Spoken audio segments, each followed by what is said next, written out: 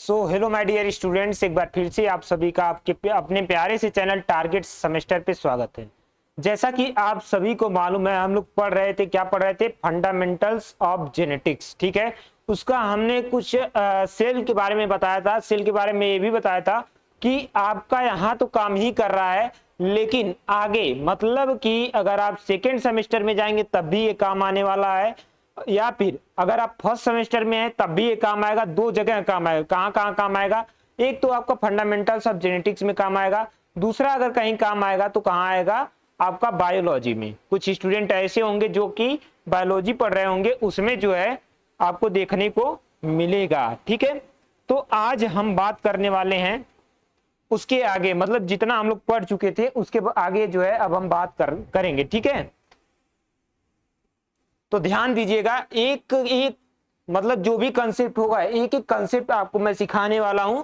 बस आप लोग इस वीडियो को ज्यादा से ज्यादा अपने फ्रेंड सर्कल में शेयर करिएगा। ठीक है, चलिए अब हम स्टार्ट करेंगे। आपके परीक्षा की दृष्टि से ही हम चलेंगे। ठीक है, एकदम जो एमसीक्यूज पैटर्न है आपका, उसी के अकॉर्डिंग हम बात करेंगे। ठीक है, यहाँ पे हम लोगों ने बात कर लिया था कि सेल क्या है। ठीक है, उसके बाद हम लोगों ने देखा था टाइप्स ऑफ सेल, रिमाइंड करते जाइएगा। ठीक है, टाइप्स ऑफ सेल के बारे में बात किया था। उसके बाद हमने यहाँ फिगर दिखा के आपको बताया था कि क्या क्या अंतर होते हैं प्रोकैरियोटिक और यूकैरियोटिक सेल में। ठीक है, उसके बाद हमने बताया था कि प्लांट सेल क्या होते हैं, एनिमल सेल क्या होते हैं, दोनों में जो है डिफरेंस के बारे में बात किया था। ठीक है, उसके बाद दोनों की जो है फिगर दिखा के मैं डिफरेंस बताया हुआ था। आगे बात करते हैं, सेल ऑर्गेनेल्स के बारे में बात किया था कि सेल ऑर्गेनेल्स क्या होते हैं और विभिन्न तरह के कौन कौन से सेल ऑर्गेनेल्स पाए जाते हैं। न्यूक्लियस के बारे में बात किया था। ठीक है, उसके बाद हम लोगों ने न्यूक्लियस के जो भी पार्ट है उसके बारे में चर्चा किया था। उसके बाद हम लोगों को कहां से पढ़ना है, ये न्यूक्लियस का फिगर भी हमने बताया था। न्यूक्लियस के जो भी पार्ट्स हैं उनके बारे में एक एक करके हम चर्चा किए थे। उसके बाद हम लोग आज का जो लेक्चर हम स्टार्ट करेंगे वो कहां से स्टार्ट करेंगे? प्लास्टिड। ध्यान दीजिएगा, कहां से स्टार्ट करेंगे बच्चों? प्लास्टिड के बारे में स्टार्ट करेंगे। यहां से बहुत इंपॉर्टेंट क्वेश्चन बनते हैं। ठीक है, बहुत इंपॉर्टेंट। इस टॉपिक को ही पूरा जो है इंपॉर्टेंट करके लिखिएगा। ठीक है, पूरा इंपॉर्टेंट करके इसको लिखिएगा मेरे भाई। यहां से आपको देखने को मिल जाएगा 2 से 3 क्वेश्चन आपके पेपर में देखने को मिलेगा। प्लास्टिड को हिंदी में क्या बोलते हैं? लवक। ठीक है, क्या बोलते हैं बच्चों? लवक बोलते हैं। ठीक है, अब हम बात करते हैं एक एक करके। कह रहा है कि plastid are self replicating cytoplasmic organelles. Plastid क्या होता है? सेल्फ रिप्लिकेटिंग होता है। ठीक है, क्या होता है? सेल्फ रिप्लिकेटिंग होता है, फाउंड इन प्लांट्स। सबसे इंपॉर्टेंट बात, कभी कभी आपसे यही पूछ लिया जाता है कि प्लास्टिड फाउंड इन, 4 ऑप्शन दे दिया जाएगा, उसमें आपको पूछा जाएगा कि किसमें पाया जाता है। तो किसमें पाया जाता है? प्लांट्स में पाया जाता है। ठीक है, कह रहा है कि सर्टेन फंजाई, मतलब जो फंजाई होते हैं, ठीक है, कवक होते हैं, उनमें भी कुछ कवक में पाया जाता है। And animals plastid are 3 types.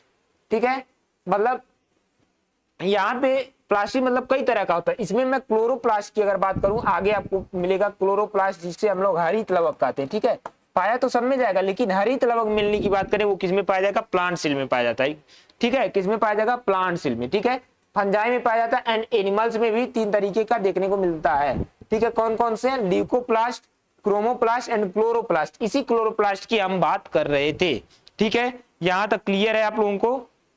ठीक है, अब ये जो तीनों आपको देख रहे हैं, इन तीनों का अलग अलग आपस में जो है, ये जो है इनका अलग अलग काम होता है। जैसे एक होता है ना, किसी परिवार में परिवार के विभिन्न सदस्य होते हैं, तो उन विभिन्न सदस्यों का भी कोई ना कोई काम होता है। ठीक उसी तरीके से इनका भी ये काम होता है। ठीक है, आगे हम बात करते हैं, ल्यूकोप्लास्ट। ठीक है, ल्यूकोप्लास्ट के बारे में अगर बात करें तो ये क्या होते हैं? कलरलेस, मतलब ये जो होते हैं इसमें कोई कलर ही नहीं पाया जाता। जैसे आप देखेंगे हरित लवक में कलर पाया जाता है, यानी क्लोरोप्लास्ट और क्रोमोप्लास्ट में देखेंगे तो ये काम होता है। लेकिन ल्यूकोप्लास्ट की अगर हम बात करें तो इसका काम क्या होता है? स्टोरेज करना। क्या होता है बच्चों? स्टोरेज करना। नोट करिएगा, इसका काम क्या होता है? स्टोरेज करना। ठीक है, कह रहा है कि are associated with storage of starch. ये क्या करता है?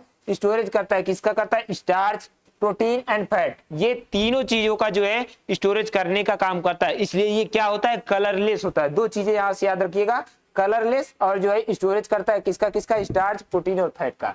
ठीक है, अगला आता है आपका एमाइलोप्लास्ट। एमाइलोप्लास्ट क्या कर, एमाइलोप्लास्ट मतलब इसमें भी 3 तरीके से होते हैं। ठीक है, इसमें भी क्या होते हैं, 3 तरीके से होते हैं एमाइलोप्लास्ट। एमाइलोप्लास्ट क्या करता है, स्टोर कार्बोहाइड्रेट। मतलब अगर कोई चीज कोई प्लांट है या फिर कोई भी चीज है वो क्या कर रहा है, स्टोर कर रहा है किसका, कार्बोहाइड्रेट का, तो उसे हम क्या बोलेंगे, एमाइलोप्लास्ट बोलते हैं। क्या बोलते हैं बच्चों, एमाइलोप्लास्ट बोलते हैं। एमाइलो कार्बोहाइड्रेट्स में क्या क्या आ जाएगा आपका, स्टार्च आ जाएगा, जैसे कि वो कहाँ पाया जाता है, पोटैटोज में देखने को मिलता है। कहाँ देखने को मिलेगा, पोटैटोज मतलब आलू में देखने को मिलेगा। ठीक है, वहीं पे एल्यूरोप्लास्ट की अगर हम बात करें तो ये किसका करता है, प्रोटीन का। ठीक है, उसके बाद इलियोप्लास्ट की बात करें तो ये किसका स्टोर करता है, ऑयल्स या फिर फैट का करता है। ठीक है, अब यहाँ पे मैं एक बता देता हूँ ओवरव्यू, जो ल्यूकोप्लास्ट था। ठीक है, ल्यूकोप्लास्ट था, ये क्या था, 3 तरीके से था। कैसा था भाई, 3 तरीके से था, 3 तरीके से था। पहला था आपका एमाइलोप्लास्ट, एक एक अच्छा लिख दे रहा हूं। ठीक है, एमाइलोप्लास्ट, एमाइलोप्लास्ट क्या करता था, कार्बोहाइड्रेट मतलब ये क्या करेगा, स्टार्च का। ठीक है, स्टार्च का स्टोरेज, मतलब इसका ओवरऑल देखा जाए काम क्या है, स्टोरेज का है। क्या है, स्टोरेज का है। ठीक है, और ये क्या करता है, स्टार्च का स्टोरेज करता है। स्टार्च में जैसे कि यहाँ पे पोटैटो का एग्जांपल दिया गया है। ठीक है, एल्यूरोप्लास्ट की अगर हम बात करें तो ये क्या करेगा, एल्यूरोप्लास्ट, एल्यूरोप्लास्ट। ठीक है, एल्यूरोप्लास्ट क्या करेगा, ये प्रोटीन का स्टोरेज करता है। किसका करता है, प्रोटीन को स्टोर करता है। ठीक है, वहीं पे अगर हम बात करें इलियोप्लास्ट का, इलियोप्लास्ट क्या करता है, ये फैट का या फिर ऑयल्स का जो है स्टोर करता है। ठीक है, फैट का। ठीक है, ये याद रखना, ये तीनों पूछे जाते हैं। ठीक है, अब बात आती है क्रोमोप्लास्ट की। कह रहा है कि क्रोमोप्लास्ट है कलर। अब देखो, पहला ल्यूकोप्लास्ट की हम लोग बात कर लिए थे, अब यहाँ पे हम किसकी बात कर रहे हैं बच्चों, क्रोमोप्लास्ट की बात कर रहे हैं। ये दोनों में आपस में अलग अलग हैं। ये ल्यूकोप्लास्ट के 3 पार्ट थे। ठीक है, ल्यूकोप्लास्ट के क्या थे, 3 पार्ट थे, लेकिन यहाँ क्रोमोप्लास्ट ये अपने में आप में क्या है, एक टॉपिक है भी कलर, मतलब ये कलरलेस था, ये क्या है, इसमें कलर पाया जाएगा। बट अदर देन ग्रीन, मतलब ग्रीन के अलावा जो भी कलर होगा वो किसका देने का काम होगा, वो होगा आपके क्रोमोप्लास्ट का। ठीक है, यहां तक समझ गए, आगे बात करते हैं। ठीक है, इसमें जैसे आप देखते होंगे गाजर, गाजर का लाल रंग। ठीक है, और फिर अदर जैसे टमाटर का लाल रंग देखते होंगे, तो वो कौन देता है, वो देता है आपका क्रोमोप्लास्ट। ठीक है, इसको आप लोग हार्टिकल्चर में भी पढ़ेंगे। ठीक है, हार्टिकल्चर में भी पढ़ेंगे। ठीक है, उसको अच्छे तरीके से पढ़िएगा, क्योंकि आपके जेनेटिक्स में भी वो चीजें पूछी जा सकती हैं कि भैया जो टमाटर का लाल रंग होता है वो किसके कारण होता है। तो वहां पे अगर मान लो सपोज दैट लाइकोपिन नहीं दिया, तब क्या करोगे, तब आपको ये ऑप्शन जरूर खोजना, क्रोमोप्लास्ट भी खोज लेना। ठीक है, अब आगे बात करते हैं क्लोरोप्लास्ट की। अब ये भी अपने आप में बड़ा टॉपिक है। ठीक है, क्या है, बड़ा टॉपिक है। कह रहा है कि क्लोरोप्लास्ट आर ग्रीन, मतलब इसमें ग्रीन नहीं था, लेकिन इसमें जो है ग्रीन पाया जाएगा। आर एसोसिएटेड विथ फोटोसिंथेसिस, आप जानते ही हैं, जहां पे हरित लवक वहां पे फोटोसिंथेसिस होना स्वाभाविक बात है। ठीक है, ये चीजें थी, मतलब एक ल्यूकोप्लास्ट हो गया और क्रोमोप्लास्ट हो गया और क्लोरोप्लास्ट हो गया। ठीक है, इतना चीज आप लोग ध्यान रखिएगा। आगे बात करते हैं हम लोग,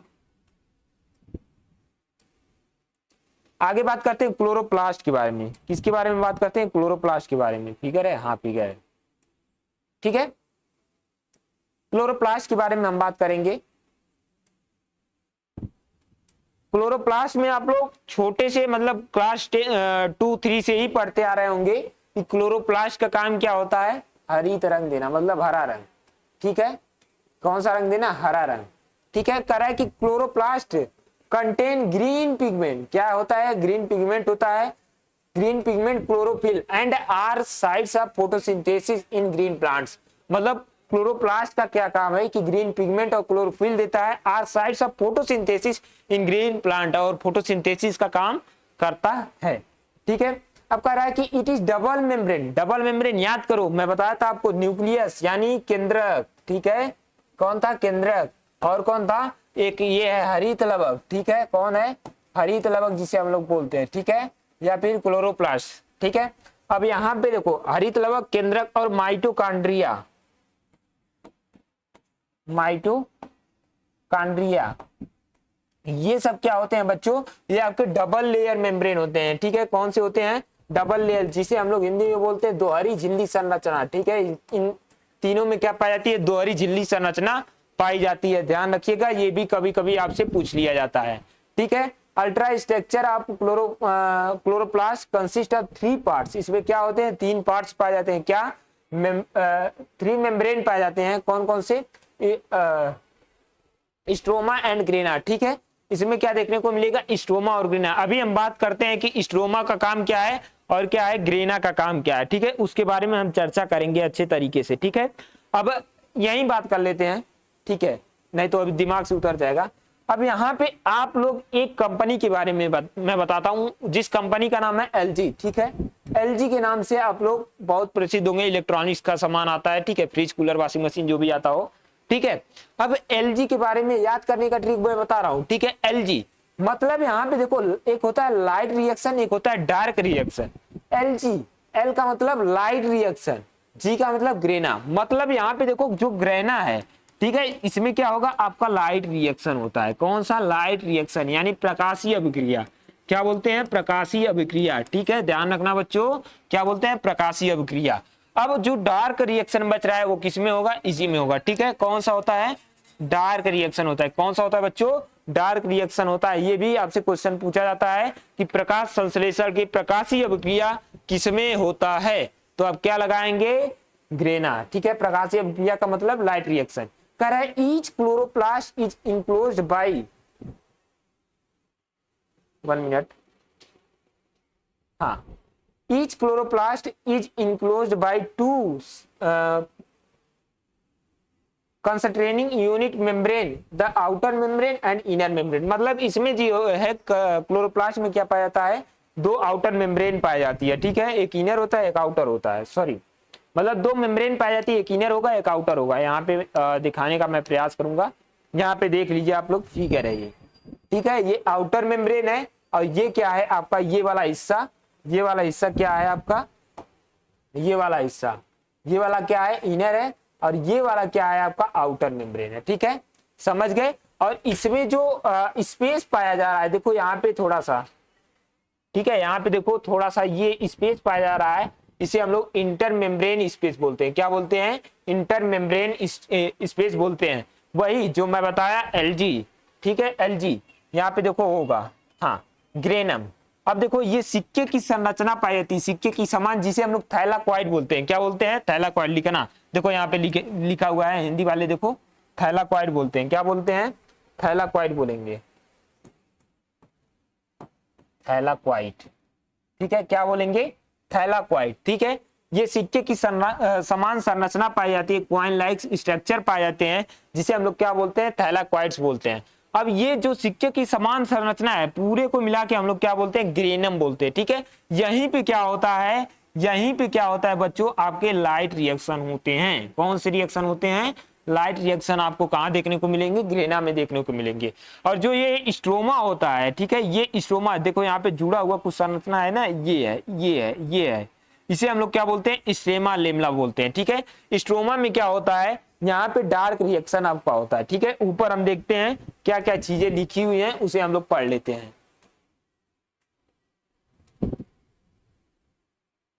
हाँ, यहाँ पे पढ़ना था, यहाँ पे देखो लिखा है कि flattened disc like chlorophyll contains structures known as thylakoid. वही हम बता रहे थे, डिस्क लाइक स्ट्रक्चर बोलो या फिर बोलो सिक्के की समान संरचना, क्वाइन लाइक स्ट्रक्चर बोल दो। ठीक है, are arranged in a stacked manner like pile of coin. देखो यहाँ पे बोला ना पाइल ऑफ क्वाइन, ठीक है, उसे हम लोग क्या बोलते हैं, थैलाक्वाइड्स बोलते हैं। ये तो मैं ही बता दिया हूँ।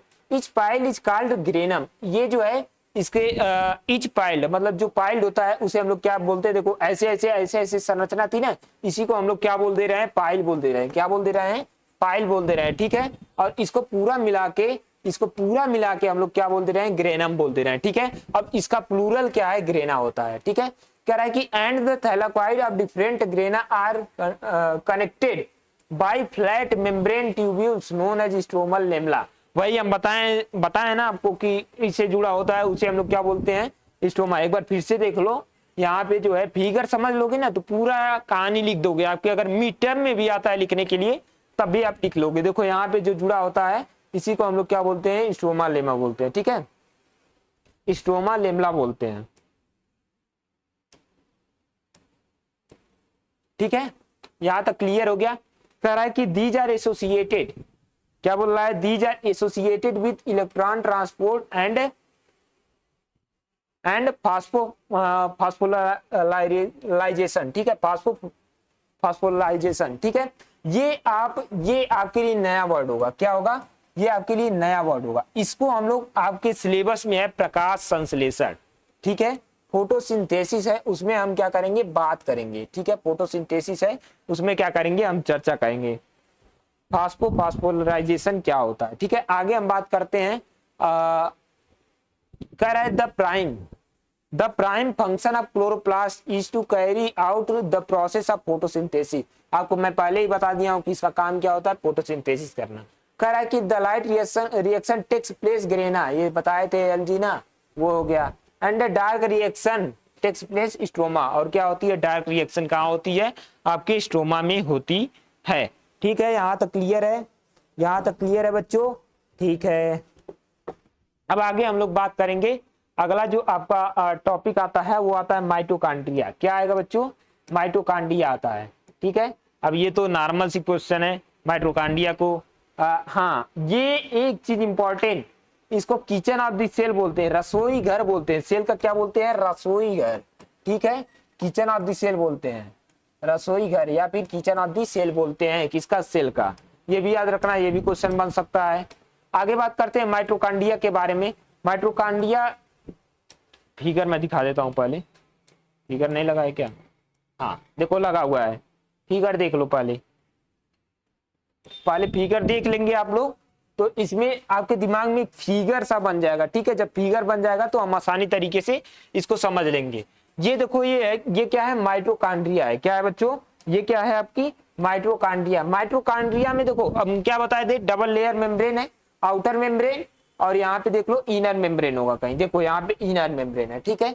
ये मेम्ब्रेन हो गई। अब यहाँ पे जो उंगली के समान संरचना पाई जा रही है, ये संरचना, इसे हम लोग क्या बोल रहे हैं, क्रिस्टी बोल रहे हैं। क्या बोलते हैं, क्रिस्टी बोलते हैं, ठीक है। क्या बोलेंगे बच्चों, क्रिस्टी बोलते हैं, ठीक है। अब यहाँ पे देखो जो ये संरचना है, ये कुछ संरचना है, इसे हम लोग क्या बोलते हैं, राइबोसोम बोलते हैं। राइबोसोम क्या होते हैं, इनका काम क्या होता है, मैं पिछले लेक्चर में भी बताया हूं, अभी आगे वो खुद का एक टॉपिक है, ठीक है, उसमें भी बात करेंगे, राइबोसोम, ठीक है। क्या है, राइबोसोम है। अब यहाँ पे देखो, अब ये क्रिस्टी हो गया, ठीक है। ये क्या होता है, मैट्रिक्स होता है, ठीक है।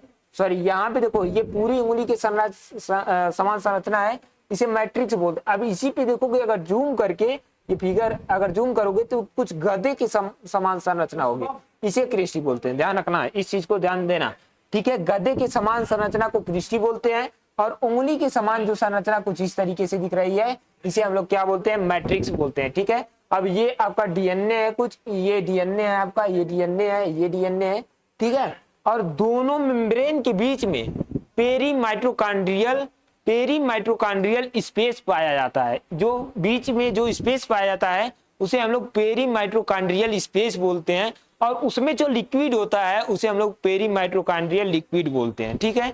पेरीमाइटोकॉन्ड्रियल द्रव बोलते हैं, ठीक है। चलो आगे देखते हैं। अब फिगर आपके सामने बन चुका होगा, ठीक है। अब इसका काम क्या होता है, एटीपी का निर्माण करना, पहले ही मैं बता दिया हूं। अब यहां से वेरी वेरी इंपॉर्टेंट क्वेश्चन बनते हैं, मैं बताता जाऊंगा, उसे आप लोग इंपॉर्टेंट करके नोट करिएगा। Mitochondria is the rod like cytoplasmic organelles, ठीक है। साइटोप्लाज्म हमने बताया था कि न्यूक्लियस को छोड़कर जो भी चीजें पाई जाती हैं वो सब क्या है, साइटोप्लाज्म है, ठीक है, विथ इंक्लूड ऑर्गेनेल्स, ठीक है। कह रहा है कि which is the main site of cellular respiration, इसका काम क्या होता है, सेलुलर रिस्पायरेशन, इसको इंपॉर्टेंट करना। या फिर आपको कह दिया जाए एटीपी का निर्माण, ठीक है। एडिनोसिन ट्राइफॉस्फेट, इसको क्या बोलते हैं, एडिनोसिन ट्राइफॉस्फेट बोलते हैं, ठीक है। ऊर्जा का सिक्का भी बोलते हैं, इसको क्या बोलते हैं, ऊर्जा का सिक्का, ऊर्जा का सिक्का भी बोलते हैं, ठीक है। यानी कि इसमें कहां से ऊर्जा मिलती है, यहीं से एटीपी से ही ऊर्जा मिलती है, ठीक है। आगे बात करते हैं, कह रहा है कि they are sources of energy, जाहिर सी बात है, जहां से एनर्जी आपको मिले एटीपी बोलते हैं, ठीक है। अब कह रहा है कि they are sources of energy, ये तो बता दिए, are often called powerhouse of cell, ठीक है, ये याद रखना, इसे हम क्या बोलते हैं, also called powerhouse of the cell, ठीक है। इसको याद रखना, इंपॉर्टेंट करके नोट करना इसको, ठीक है। Within the cell are ATP mill in cell, ठीक है। या फिर हम क्या बोलते हैं, इसको एटीपी मिल इन सेल, मतलब मिल का मतलब जहां किसी चीज का निर्माण हो रहा है, ठीक है, यहाँ पे माइक्रो एनर्जी का निर्माण हो रहा है, ठीक है, तो इसे हम लोग क्या बोल देते हैं, एनर्जी, मतलब एटीपी का निर्माण हो रहा है, एटीपी का मिल भी बोल देते हैं। कराए दे आर मोस्ट बिजी, जाहिर सी बात है, सिंपल सी बात है, जो हमेशा रिस्पायरेशन करेगा, जो हमेशा एनर्जी का निर्माण करेगा, वो बिजी तो होगा ही। एक्टिव ऑर्गेनेल्स, ये क्या है, एक्टिव ऑर्गेनेल्स होता है। अब यहां से ये इंपॉर्टेंट है, क्या इंपॉर्टेंट है, powerhouse of the cell, ठीक है। उसके बाद हम बात करते हैं मोस्ट इंपॉर्टेंट, इसे नोट करना। अब जो फर्स्ट ऑब्जर्व किया था, कौन किया था, कोलिकर ने किया था, ठीक है। माइटोकॉन्ड्रिया को जो फर्स्ट ऑब्जर्व किया था वो कोलिकर ने किया था, 1880 ईस्वी में किया था, ठीक है। वाज डिस्कवर्ड है, और डिस्कवर्ड किया कौन किया था, अल्टमान, कौन किया था, अल्टमान। और सी वेंडा थे, ठीक है, सद नहीं होगा, लिख लो, सी वेंडा टर्म दिए थे, क्या दिए थे, टर्म, या फिर हिंदी में बोले तो शब्द दिए थे, क्या दिए थे बच्चों, शब्द दिए थे, ध्यान देना। सी वेंडा जी क्या दिए थे, शब्द दिए थे, और क्या दिए थे, टर्म या फिर क्या दिए थे, शब्द दिए थे। यहाँ पे मैं बात करूंगा, क्या बात करूंगा बच्चों, यहाँ पे तीन चीज है, घबराना नहीं, ठीक है, आराम से एकत्रित मन से जो है इसको पढ़ना। पहले ऑब्जर्व करने वाले व्यक्ति कौन थे, कोलिकर 1880 में, और डिस्कवर करने वाले जो व्यक्ति थे वो अल्टमान थे, ठीक है। और जो टर्म दिए थे यानी नाम दिए थे वो सीवेंडा दिए थे, ठीक है। आगे हम बात करते हैं,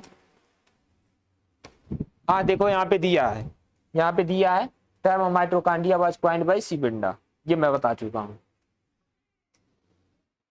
आगे बात करता हूं, कह रहा है it is the second largest organelle.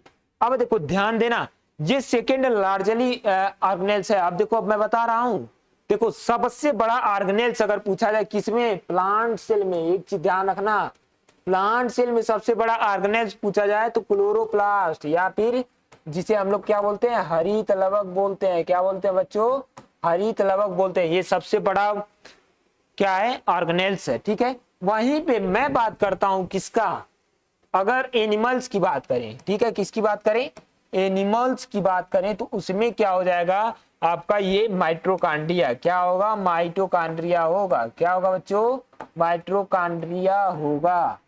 यहां तक क्लियर है, ठीक है। इसलिए इसको सेकेंड लार्जली ऑर्गेनेल्स बोल देते हैं, क्योंकि माइटोकॉन्ड्रिया इसमें सेकेंड पे आएगा, ठीक है। प्लांट में सबसे बड़ा हरित लवक होगा, उसके बाद क्या आएगा, दूसरे नंबर पे क्या आएगा, माइटोकॉन्ड्रिया आएगा, ठीक है। अब वही, क्योंकि यहाँ पे हरित लवक अनुपस्थित होता है, पाया ही नहीं जाता है, इसलिए माइटोकॉन्ड्रिया क्या हो जाता है, लार्जेस्ट ऑर्गेनेल्स हो जाता है, ठीक है, एनिमल्स का। आगे बात करते हैं, अब मेम्ब्रेन्स के बारे में हमने बात किया था, एक आउटर मेम्ब्रेन पाई जाती है, एक क्या पाई जाती है, इनर मेम्ब्रेन। यहाँ पे देखो by two cyto unit membrane, outer membrane and inner membrane, ये तो बता ही दिया। क्रिस्टी को बता दिया, कह रहा है कि the inner membrane has a series of inside fold known as cristae, इसके भी बारे में बात किया था कि कुछ ऐसे कुछ था, इस पे गधे के समान संरचना पाई जाती है जिसे हम लोग क्रिस्टी बोलते हैं, और उंगली के समान संरचना पाई जाती है जिसे हम लोग मैट्रिक्स बोलते हैं। The space between cristae into the inner chamber is called matrix, ठीक है। The enzyme associated with Krebs cycle, मतलब जो क्रेब्स साइकिल चलती है वो किसमें चलती है, इसी मैट्रिक्स में चलती है। कह रहा है कि are also present in the matrix, ठीक है, क्रेब्स साइकिल इसी में जो है पाई जाती है। आगे हम बात करते हैं अगले क्वेश्चन, अगले स्लाइड की तरफ, ये तो आपको मैं बता ही दिया हूं, ठीक है। कह रहा है कि सिंस माइटोकॉन्ड्रिया है देयर ओन, देखो अब यहाँ पे ध्यान देना, माइटोकॉन्ड्रिया का अपना खुद का डीएनए होता है, खुद का आरएनए होता है, ठीक है, और आरएनए पॉलीमरेज ये खुद का होता है, राइबोसोम पाए जाते हैं, अमीनो एसिड्स पाए जाते हैं, एक्टिवेटिंग एंजाइम को क्या करता है, एक्टिवेटिंग एंजाइम्स भी पाए जाते हैं। कह रहा है कि they are considered as semi autonomous, ये क्या होता है, सेमी ऑटोनोमस होता है, ठीक है, क्या होता है बच्चों, सेमी ऑटोनोमस, ठीक। तो यहाँ पे ये चीज आपको जेनेटिक्स में बहुत काम आएगी, जब हम लोग जेनेटिक्स पढ़ेंगे ना, जब हम जेनेटिक्स पढ़ेंगे तब, ये तो अभी जेनेटिक्स का बेस हम आपका बना रहे हैं, ठीक है, क्या बना रहे हैं, बेस बना रहे हैं कि आपका बेस बन जाए, ठीक है। अब यहाँ पे जो है it is also involved in cytoplasmic inheritance, मतलब जो साइटोप्लाज्मिक इनहेरिटेंस के बारे में मैं उसी में बात करूंगा, जब हम जेनेटिक्स बात करेंगे तब हम इनहेरिटेंस के बारे में हम बात कर लेंगे कि साइटोप्लाज्मिक इनहेरिटेंस क्या होता है और न्यूक्लियर इनहेरिटेंस क्या होता है, उसके बारे में हम उसी लेक्चर में चर्चा करेंगे। आगे हम बात करते हैं, हाँ बस ये लेक्चर यहीं पे समाप्त होता है। और आगे अब हम जो बच्चों स्टार्ट करेंगे, ठीक है, आगे जो हम स्टार्ट करने वाले हैं आपका क्या होगा वो पहले ही मैं बता देता हूं, ताकि आप लोग क्या करेंगे पढ़ लेंगे। क्या होता है सेल डिवीजन, ठीक है, क्या पढ़ के आना है सेल डिवीजन, ठीक है, क्या पढ़ के आओगे सेल डिवीजन आप लोग पढ़ के आना। ये लेक्चर हम आगे लेंगे। तो फिलहाल आज के लिए इतना ही रखते हैं। आपको ये वीडियो कैसा लगा कमेंट करके जरूर बताइएगा। और हाँ, जो भी विद्यार्थी चाहते हैं कि टारगेट गुरुकुल से जुड़कर अपने तैयारी को और बेहतर करने के लिए, तो वो बिल्कुल टारगेट गुरुकुल का जो मोबाइल एप्लीकेशन है उसको डाउनलोड करिएगा। वहां पे कोर्स मिलेगा बीएससी एग्रीकल्चर फर्स्ट सेमेस्टर का। वहां पे सभी मटेरियल्स आपको मिल जाएंगे, ठीक है, नोट्स पीडीएफ जो भी आपको जरूरत होगी वो सभी चीजें मिल जाएंगी। हाँ, जो आपको वीडियो लेक्चर्स मिलेगा सिर्फ और सिर्फ कहाँ मिलेगा आपको टारगेट सेमेस्टर के इस यूट्यूब प्लेटफॉर्म पे मिलेगा। और हाँ, और बात कर ले कि आपको 3 साल का पेपर, मैं 3 साल का प्रीवियस ईयर पेपर देने वाला हूं। अगर वही पेपर आप सॉल्व करके चले जाते हैं मेरे भाई, तो आप 15 से 20 क्वेश्चन, ये मेरी गारंटी है कि 15 से 20 क्वेश्चन आप उसी से डायरेक्टली करके आएंगे, ठीक है। तो अगर आप ज्वाइन करना चाहते हैं तो जरूर ज्वाइन करिएगा। तो फिलहाल आज के लिए इतना ही रखते हैं। आप अपना फीडबैक जरूर रखिएगा, क्योंकि आपका ही फीडबैक हमें और बेहतर करने के लिए मजबूर करता है। तो फिलहाल आज के लिए इतना ही रखते हैं, मिलते हैं नेक्स्ट वीडियो में। Till the take care, good.